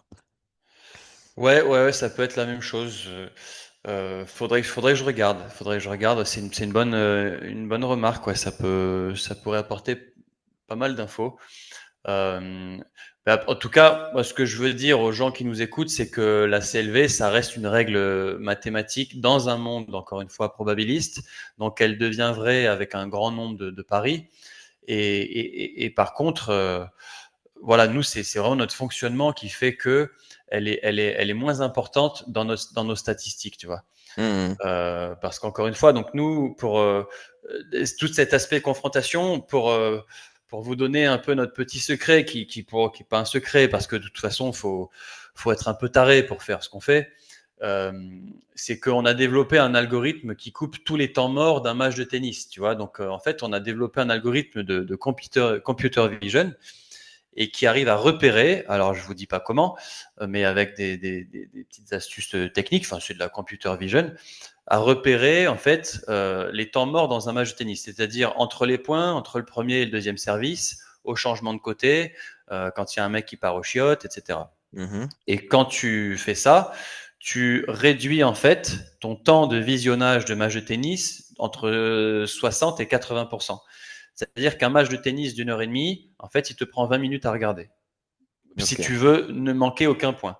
Bien sûr, tu perds un petit peu de tells, comme on dit au poker, pour entre les points, tu vois, tu veux sentir le joueur, mais au bout d'un moment, nous, on les connaît tellement par cœur, tu vois, quand Gaël, mon fils, il se baisse et qu'il touche ses lacets et qu'il a l'air rôti, c'est qu'il peut encore continuer 3 heures, tu vois. On n'a plus trop besoin de le voir, même si on a encore besoin de le voir, mais il faut qu'on fasse un choix. Et notre choix a plus été, donc notre stratégie a été de se dire, il faut que deux mecs, donc Marcos et moi-même, qui ont une connaissance tennis de base, et confrontent à un même niveau d'information. C'est-à-dire que si Tu vois, il y avait Djokovic contre Nori tout à l'heure. Si lui, il a vu Djoko dans le match d'avant et qu'il n'a pas vu Nori, mais moi que j'ai vu Nori et j'ai pas vu Djoko, tu vas discuter à un moment donné, tu diras, qu'est-ce que tu penses, tu vois? Et toi, qu'est-ce que tu penses? Ben ouais, mais je vais te faire confiance parce que je l'ai pas vu Djoko. Tu vois, bon, je Ouais. sais comment il joue et tout, mais ça se trouve dans ce match d'avant, là, il y a des infos, tu vois, que j'aurais aimé percevoir et qu'il aurait été intéressant, tu vois, de confronter nos avis parce que par définition, ils sont subjectifs. Mm. Donc moi, mon objectif dès le départ, ça a été d'implémenter ça, à savoir une confrontation au même niveau d'information avec Marcos. Donc on a développé cet algorithme pour qu'on puisse regarder une très grande quantité de matchs ATP de la saison, il y en a environ 4000, et que en fait, on confronte nos avis entre deux spécialistes à un même niveau d'information, tu vois. Et ça prend du temps. Il faut regarder le match. Si on n'a pas le temps de regarder en live, il faut qu'on le rattrape. Il faut qu'on analyse, il faut qu'on le résume, faut qu'on, tu vois, qu'on se fasse un peu notre idée. Il faut que l'autre aussi le fasse. Et après seulement, on peut confronter. Et la confrontation elle-même peut prendre un peu de temps. Donc tout ça, c'est un peu, si tu veux, un peu antinomique par rapport au fait de pouvoir prendre des openings et d'être des sharks sur les openings, tu vois. Mm. Il y aura des matchs évidents et tu te dis, putain, là c'est clair, tu vois, avant que Fonseca il devienne un fou furieux de la petite balle jaune, tu vois, il était encore parfois coté à 1,50 alors qu'il met que des branlées. Ok. Donc là, tu te dis, ok, pas de souci. J'ai même pas besoin d'appeler Marcos, on se fait confiance et tout. Par contre, sur des matchs, et là, beaucoup en ont besoin, où tu as besoin d'une confrontation, bah, finalement, ça nous retarde un peu notre processus de betting, tu vois. De prise de décision du coup. Et c'est pour ça que vous Exactement. validez un peu plus tard, quoi, parce que vous voulez Alors, vraiment tous les tenants et aboutissants. exactement. Alors, bien sûr, on est en train de s'améliorer là-dessus parce que, voilà, on peut toujours progresser là-dessus et c'est toujours intéressant de prendre des openings et de battre la CLV, hein, ça c'est clair. Mais on veut pas non plus tout bousculer. Et voilà comment on fonctionne. Donc voilà, on a privilégié. Si tu veux, pour être clair, on préfère prendre sur 10 bêtes qu'on prend, on préfère qu'il y en ait 7 qui passent avec une cote un petit peu moins bonne et donc une CLV, tu vois, un peu pétée, plutôt qu'il y en ait 6 avec une CLV positive, tu vois. En Mm. gros, voilà, on optimise le ratio. Et ce qui est un avantage énorme quand tu grandis dans ta bankroll, c'est que tu vas pouvoir miser beaucoup plus. Plus, ouais. Tu vois, si tu arrives à battre en moyenne sur le long terme le bookmaker en prenant du late bet, tu vois, bah, ça veut dire Eh, que là, tu as les plus grandes liquidités et c'est génial, quoi. exactement, c'est ça qu'il faut prendre en compte, tu vois. Lorsque j'ai créé mon algorithme au niveau du basket pour pouvoir faire tous les championnats, j'ai pensé à ça, tu vois. Je dis, ok, là on est, parce que tu passes par une phase test, etc. Là on est à X euros de liquidité, on est en opening. Ah ouais, mais le truc c'est quand je vais être en réel, je vais pas être en opening. Donc du coup, il faut que j'attende que les limites augmentent. Il faut que mon algo soit rentable qu'au moment où moi je vais pouvoir valider mes bêtes. Et donc, c'est hyper important de tester ton travail, ton analyse en fonction de ta bankroll, quoi. Parce que si tu arrives à avoir une stratégie qui est rentable, comme tu dis, en late bet, bah, c'est magnifique parce que c'est là où tu as les plus grosses liquidités, quoi. Exactement, exactement. C'est là où c'est cool et c'est là où on a intéressé quelques syndicats. Même, tu vois, on a des syndicats en clients, par exemple, tu vois. Hmm, Donc, on laisse, on a 30 euros par mois, ce qui est les mecs qui seraient, eux, c'est vraiment peanut pour eux. c'est clair. Et, et ces gens-là, donc, sont intéressés par, voilà, des gens qui tips avec du late betting. Hmm, Donc voilà, donc pour résumer, ouais, le tennis, sport un peu plus gouverné par la donnée qualitative. Et c'est d'ailleurs nous notre connaissance tennis qui fait que, alors notre algo, on s'en sert, mais on va aller le valider ou l'invalider en fonction de nos hmm. connaissances tennis avec Marcos. Ok, Et c'est c'est ce que je vraiment voulais te ça qui poser nous fait comme la diff. question. Ouais. C'était, est-ce que vous suivez bêtement l'algorithme ou est-ce que vous vraiment c'est un outil d'aide à la prise de décision? Ok, Exact. ça va m'analyser des datas hyper rapidement dans un court laps de temps que moi, Ouais, Marcos, on peut pas humainement, on peut pas. bien sûr. Et du coup, il va nous dire, ah tiens, là, il y a quelque chose à faire. Et à ce moment-là, vous mettez votre focus sur ce match-là, vous regardez les matchs, vous échangez, vous regardez la value et vous décidez si vous prenez ou pas le pari pour augmenter finalement la qualité de vos choix, quoi. Exactement, notre algo, donc il reprend 20 ans de statistiques tennis, il y a 48 paramètres dessus, on explique tout sur le site Tennis Metrics dans l'onglet blog. Mais une modélisation, par définition, c'est pas une science exacte. Donc voilà, donc on a voulu ajouter une approche humaine, et petit à petit, l'approche humaine a pris de plus en plus d'importance parce qu'on se rend compte que dans ce sport, en fait, voilà, encore une fois, l'aspect qualitatif est super important et les syndicats, donc les fonds d'investissement spécialisés dans le pari sportif, le remarquent et c'est un des sports où souvent ils sont le moins bons à cause de ça, parce qu'eux, ils sont à coup de Mhm. modélisation mathématique et puis après ils ont aussi parfois d'autres méthodes de betting, tu vois, complètement différentes. Mhm, mhm, mhm.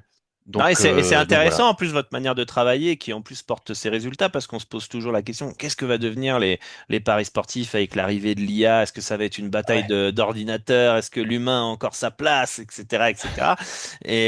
Et du coup, c'est intéressant que vous ayez cette approche-là en fait finalement avec des résultats positifs, toi. C'est qui est intéressant encore.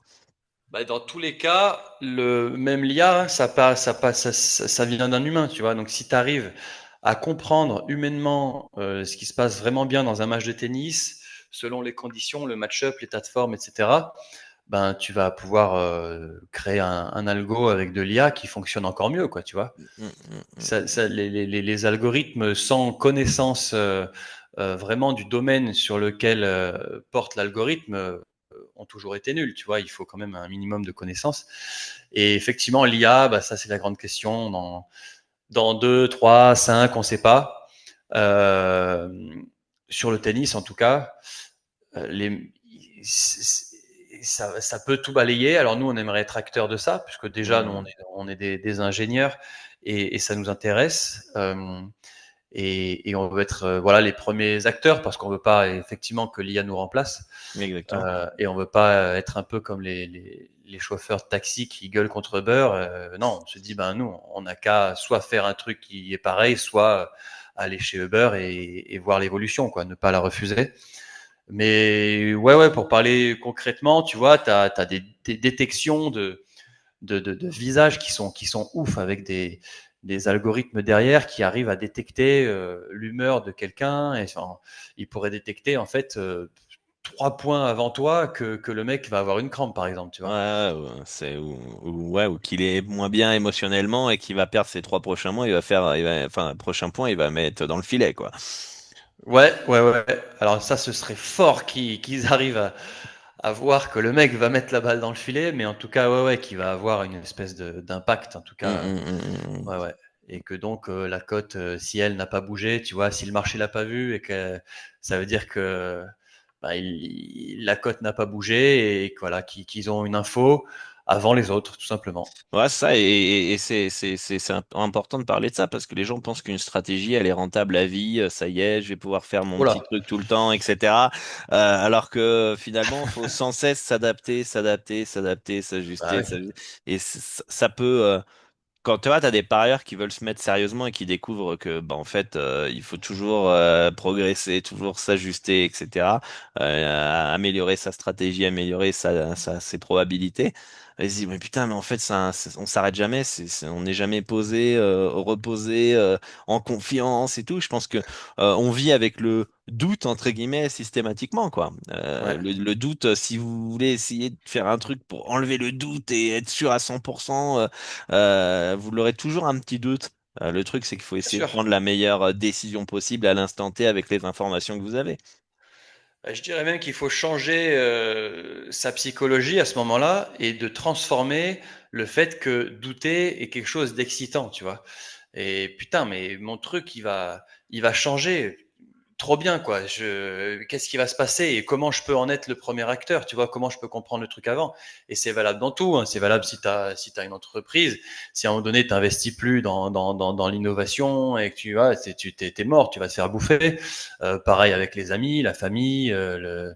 les amours, tu vois. Enfin, si tu te reposes à un moment donné sur tes lauriers, tu vas te prendre le retour du bâton un jour ou l'autre. Donc, C'est clair. il vaut mieux transformer ça dans ta tête comme étant quelque chose de stimulant Du plutôt que comme stimulant. étant quelque chose Rechercher à progresser, de à négatif, s'améliorer, quoi. etc. clairement, clairement. Bah ouais, c'est bien que ça bouge. À partir du moment, si tu bouges plus, tu meurs, quoi. Ouais, c'est l'eau quand elle stagne, elle pourrit, hein. Exactement. Ouais, c'est ça. Ça pue et C'est tu t'as plus exactement envie ça. de la boire, quoi. Bon, parfois, t'as pas le choix que de la boire, mais bon. Ouais, c'est ça, c'est clair. Non, mais c'est des choses qu'il faut penser en tant que parieur et toujours voilà voir quelles sont les nouvelles technologies pour s'améliorer. Tu vois, moi j'ai travaillé sur mon algo dans le laboratoire il y a quelques semaines, mois, où je me suis dit comment je peux m'améliorer. C'est une question que je me pose tout le temps, tout le temps, tout le temps, tout le temps. Tous les ans, l'été, fin de saison, comment on peut s'améliorer? Et tu vois, j'ai intégré le marché, j'ai essayé d'intégrer l'opening pinacle, le marché, les mouvements, l'écart entre l'opening et le mouvement, les liquidités maximum par rapport aux liquidités actuelles pour voir la maturité, la volatilité du marché. Est-ce que le marché n'a pas exagéré sur ce mouvement-là par rapport à la liquidité? Et puis bah, j'ai essayé de bricoler quelque chose, hein, loin du machine learning et tout ça, hein. Mais voilà, je suis plutôt satisfait des résultats, bonne CLV. Dès le premier mois, 40 unités, donc ça fait plaisir. Ça me met en confiance. Mais voilà, je pense que c'est comme vous, on a cette mentalité d'essayer de s'améliorer et jamais se reposer sur ses lauriers. Et c'est pour ça aussi que bah, sur le long terme, on souhaite toujours être là, quoi. C'est clair. Et petite question pour toi, Dorado, là, sur le basket. J'entends souvent dire que c'est impossible de battre Pinnacle en NBA, tellement ils sont précis et accurate. Qu'est-ce que tu en penses, toi? Tu es sur Pinnacle, sur d'autres books, Je suis et qu'est-ce que tu penses de ça? 100% sur Pinacle, Pinnacle. C'est très dur de les battre Ouais, parce qu'ils sont très malins. Depuis que j'ai justement intégré les liquidités du marché, en fait, ils se protègent énormément en fonction des incertitudes. Dès que tu vas avoir une incertitude, ils vont te baisser les liquidités assez fortement. Tu vois, ça peut passer, tu as 30 000 euros de liquidité à ce moment-là. Ah, il y a un joueur qui est incertain, ils vont te la passer à 5 000. Tu vois, et ils sont hyper réactifs. Et c'est ce qui rend, en fait, finalement, je trouve que les playoffs sont plus faciles à parier que la saison régulière parce que bah, on sait que les équipes, elles sont à 100%, qu'il va peut-être avoir des blessés, mais ils vont jouer à fond, alors que la saison régulière, elle est plus compliquée parce qu'il y a beaucoup d'incertitudes. Alors tu peux t'en tirer en spéculant un petit peu, même si je suis pas trop fan de cela, parce que tu dépends un peu de la chance de si l'information est en ta faveur ou non. Mais en tout cas, ce qui est sûr et certain pour moi sur Pinnacle, c'est que les sports US sont peut-être les championnats les plus difficiles à battre parce qu'ils se collent ok. beaucoup aussi à Circa, à Las Vegas. Donc en fait, c'est compliqué, tu vois. Une année en négatif ou à l'équilibre en NBA, NFL, NHL, c'est standard, on va dire. Je veux dire, je Ok. pense que ouais, ça va être entre -20 et +20 unités de bénéfices en NBA, quoi. Si on doit prendre une fourchette, et puis en moyenne, ça va être 8-10 unités, quoi. Par quoi? Par an? Par saison. Par saison? Ouais. Mm. Donc, Toi, tu fais ça à temps plein? ouais, je suis à temps plein à fond. J'essaye de regarder un maximum de matchs comme vous, même si parfois c'est compliqué quand t'as la vie familiale, mais ouais, puis c'est chiant la saison régulière, t'as des matchs qui, on dirait, ils s'en foutent. Ah ouais? Non, c'est vrai. Enfin, tu le vois rien que dans les cuts, les totals de Ouais. points. En playoff, t'as quoi, une vingtaine, trentaine de points en moins sur le total parce qu'ils vont décider de défendre, alors qu'en saison régulière, ils s'en foutent complètement, quoi. Donc il y a plein de petits paramètres, mais ouais, c'est très difficile à battre les sports US sur Pinnacle, je pense. C'est compliqué. Je pense pas que ça soit impossible. Et tu vois, la grosse difficulté, et ce que j'ai remarqué, la NBA principalement, c'est le timing de prise de bet. Si tu veux battre ta CLV, et d'ailleurs, la CLV en NBA, on pourrait revenir sur un débat, mais c'est moins représentatif qu'avant, je pense. Mais Ok. voilà, parce que Intéressant. le nombre de fois où quand je suis là, je dis putain, j'ai battu la CLV, j'ai 5%, 7%, 8% de ROI sur ce bet-là, il passe jamais, mais jamais. C'est limite quand, ah ouais, cool, je suis à moins 4%, putain, ça fait plaisir. Et puis, bah, de toute façon, j'ai les courbes, hein. Alors, vaut mieux la battre quand même, mais l'écart entre la battre ou pas la battre, elle est pas énorme. Je dois avoir à peu près 3000 pronostics au total sur de la NBA. Donc, mais l'écart entre ouais, battre ou pas battre, elle est pas monstrueuse. Je suis positif sur les deux, donc c'est surprenant, tu vois. C'est pour ça que Ouais. cette CLV elle fait débat et pour avoir été au téléphone avec Matt Metcalf, l'ex-directeur de chez Circa, ça m'a surpris, mais il m'a dit que la CLV est plus représentative sur la niche que sur la masse. Tu vois, Ah ouais, d'accord. parce que en fait les parieurs sharp, il y a pas le parieur fiche, il va Ouais. pas sur la niche en fait, il va pas sur les petits tournois, il veut parier Roland Garros, tu vois, hein. Donc en Ouais. fait les parieurs, les malins, ceux qui gagnent et qui veulent exploiter les bookmakers, ils vont sur la niche. Et donc du coup, si elle est pas représentative sur un match où des fois tu peux avoir 15% de CLV sur un match de tennis par exemple, sur un petit tournoi, euh, elle est peut-être exagérée à cause du manque de liquidité, mais finalement, elle est représentative parce que les Sharps sont plus sur les petits tournois parce qu'après, ils utilisent le volume enfin, sur les petits championnats et le volume fait qu'ils vont pouvoir avoir plus de rock pourcentage, quoi. Ouais. Donc, Et, c'était assez ok. intéressant. Et est-ce que toi, as un service de tipstering ou pas du tout? J'ai pas vu ça, non? Moi, j'ai un service de tipster, ouais, à Ouais, travers ok. les trois étapes Sharp que je propose. Trois étapes Sharp, c'est une méthode qui te permet, bah, en fait, avec les values objectives, subjectives, de pouvoir devenir un parieur gagnant avec différentes stratégies, pouvoir construire bah, finalement ta stratégie gagnante Ok. et puis comprendre l'écosystème, comment ça fonctionne, le mental, les émotions, Mhm. et en fonction de ta bankroll. Et en fait, parmi ceux qui font partie de ces trois étapes, qui est ma formation. Derrière, ils ont accès à mes pronostics. Comme ça, ils savent très bien ma philosophie, ils savent comment je travaille, comment voir les paris sportifs. Et derrière, bah, finalement, ils sont prêts à suivre mes pronostics, quoi. Parce que Ok. sinon, bah voilà, c'est le mec qui, ah, je teste un mois, ah, c'est pas rentable au bout d'une semaine, machin, et puis il te pose des questions, tu vois. J'ai envie un peu de les formater, si tu vois ce que je veux dire. Ouais, c'est bien, c'est bien. Voilà, voilà. Ok, ok. Bah écoute, nickel. Qu'est-ce que tu veux encore Bon, je pense qu'on a, blablater un peu? bon, Ouais, je pense qu'on a fait le tour. Puis je sais que tu as des matchs peut-être à regarder, mais exactement. Ouais, ouais, c'est pas de toute pour façon, couper la conversation, c'est avec que. grand plaisir, on pourra s'en refaire une autre, hein. Ouais, ouais, exact. Sur certains sujets, même épineux, tu vois, sujet à débat, avec grand plaisir. Avec grand plaisir. Ah, bon, en tout cas, Et là, en c'était. fait, on a 64 matchs de premier tour à analyser, sachant que voilà, tu as une demi-heure par match si tu fais un peu Ah ouais, le tour. Ouais, on va pas c'est, dormir là. on n'a pas beaucoup dormir. Et ça vous excite à chaque fois, un petit tournoi comme Oh, ça qui démarre ou vous vous ouais, habituez? bah, Roland Garros, moi, ça fait 20 ans que j'y vais. Et chaque année, j'y vais. La petite anecdote, c'est que à chaque fois, j'y allais avec une bande de potes. On se ramenait à 20, tu vois, et on arrivait facilement à faire rentrer de l'alcool. Alors l'alcool, c'est pas bien, hein, mais on planquait au moins un cubi de rosé dans un sac. Ouais. On arrivait même à faire rentrer des bouteilles de pastis avec les verres et les glaçons, si tu veux. Les mecs, ils contrôlent rien. Ils soupèsent le sac, ils disent, ouais, c'est bon, vas-y. Et on arrivait à 10 heures du mat, sous 25 degrés sur le cours numéro 14, tu vois. Et on commençait à se déchirer la gueule. Et après, c'est toi qui crie là derrière. Oh. Et on commence, on fout une ambiance énorme, on déclenche les holas et tout, génial, hein. Mais à midi, on est rétamé. Et on a fait ça. Il Ça, c'est nous pas bon arrivait. pour le betting, ça, au niveau des choix. Je faisais pas de betting à l'époque. Et non, non, donc pour te dire que Roland, c'est des souvenirs exceptionnels. Et, euh, et voilà, donc on est toujours très, très hype de Roland, d'un aussi grand tournoi qu'on a chez nous. Pareil pour l'Open d'Australie, qui est un grand chelem et qui représente le début d'une nouvelle saison. Il y a des trucs comme ça, tu vois. Wimbledon, c'est quand même toujours un tournoi aussi très, très attendu parce que c'est la tradition, ça pèse, quoi. Donc, Ouais. non, non, on est à Donf et on est excité. Et parfois, on me demande, putain, t'en as pas marre de mater des matchs, tu vois. Ouais, parce que Et moi, en arrivant au Mexique, j'ai ouais, regardé beaucoup de matchs NBA, j'en ai déjà parlé.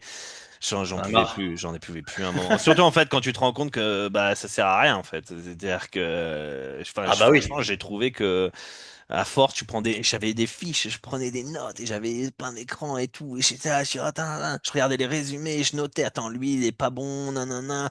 Puis après, il te sort 50 points. Mais attends, là, je comprends plus rien. En fait, ils choisissent leur match, je sais plus quoi. Et j'ai dit, vas-y, j'arrête de regarder, j'en peux plus. Et puis, bah, mes résultats, ils ont pas baissé. Alors, du coup, je regarde que quand j'ai envie. C'est incroyable, incroyable.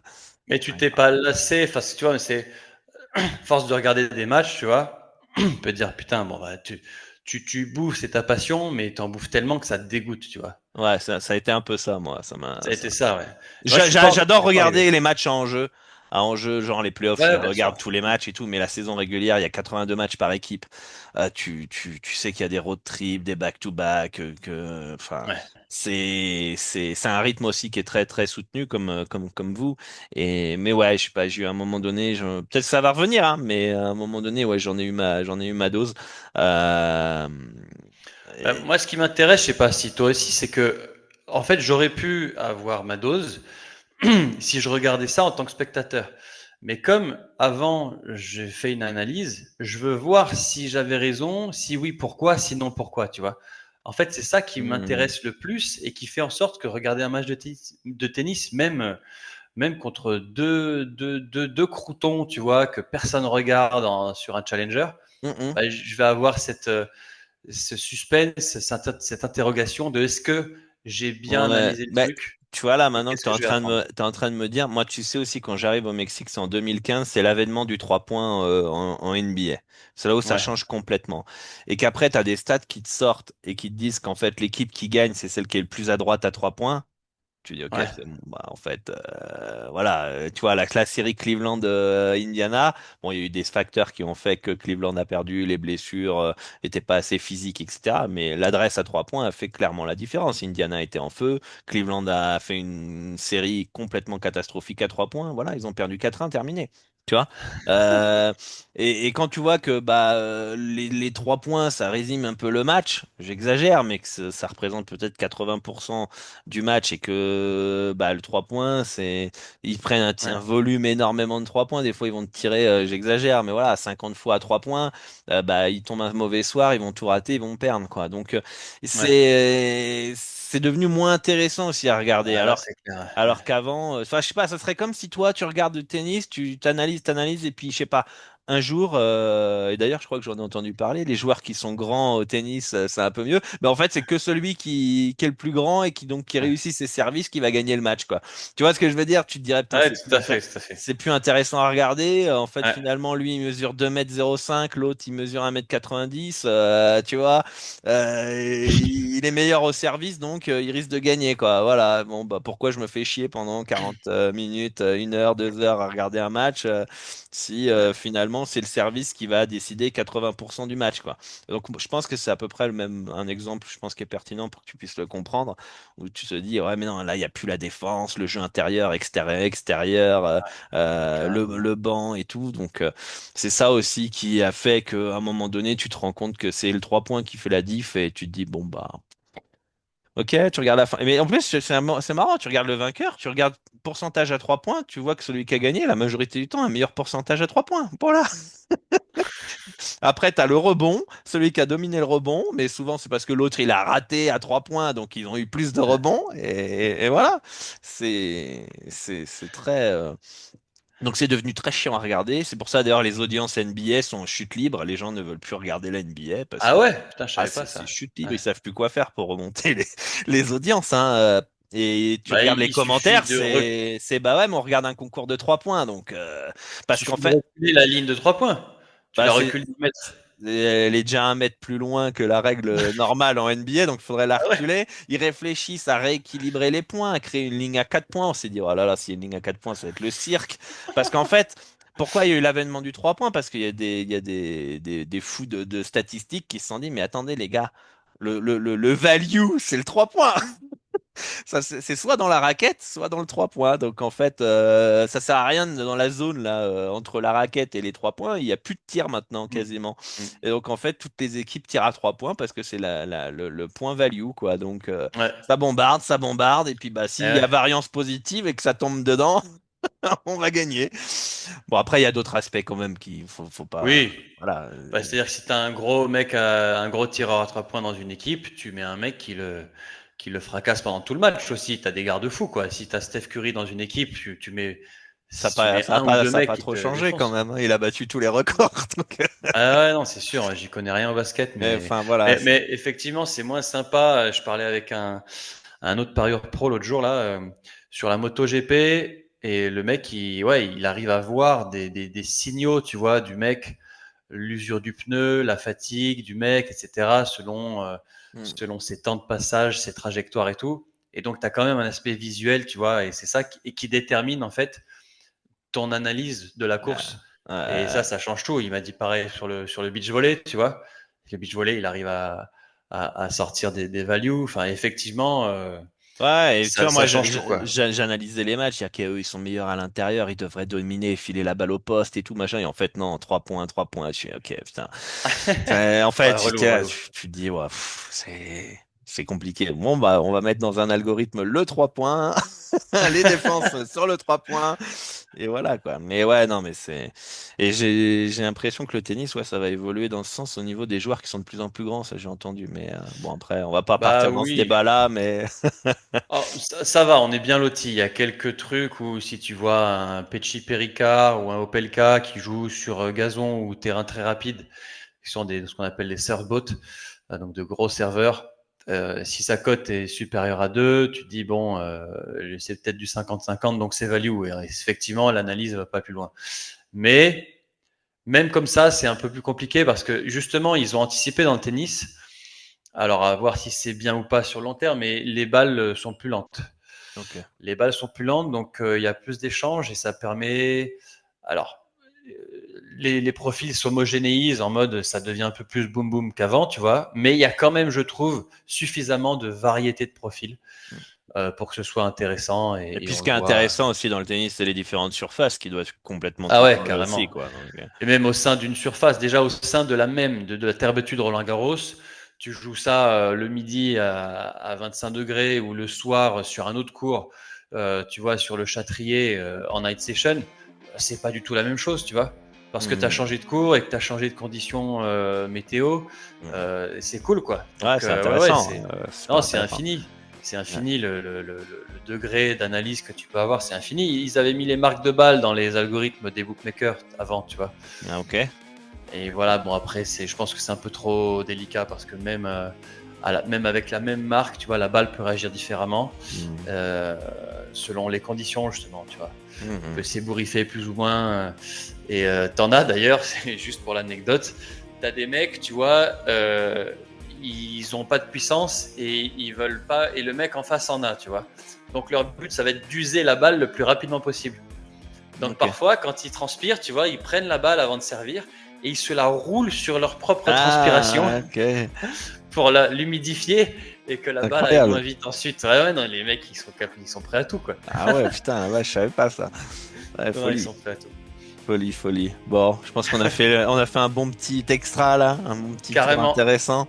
Ouais, carrément. En tout cas, merci Ellie d'être venu dans le Dorado Show pour cette interview. Si vous voulez le retrouver sur X, n'hésitez pas, dans la description. Il y a son compte porno, hein. Ça, je vais me faire censurer sur YouTube. Son compte X. Et pareil, bah, la Tennis Matrix dans la description avec le petit code promo Dorado Show pour avoir 30% de réduction et tester pour Roland Garros. Merci Ellie d'être venue. Ça fait plaisir. Et puis on se refait une petite émission quand tu peux, quand tu veux. Et c'était très cool de faire ta connaissance en tout cas. Igualmente, Dorado, c'est sympa ce genre de discussion un peu informelle Mm. avec un mec qui a une approche sérieuse du marché. Donc merci et on se revoit quand tu veux et la bise à tous et à très vite. À très vite. Ciao, ciao. La bise, ciao.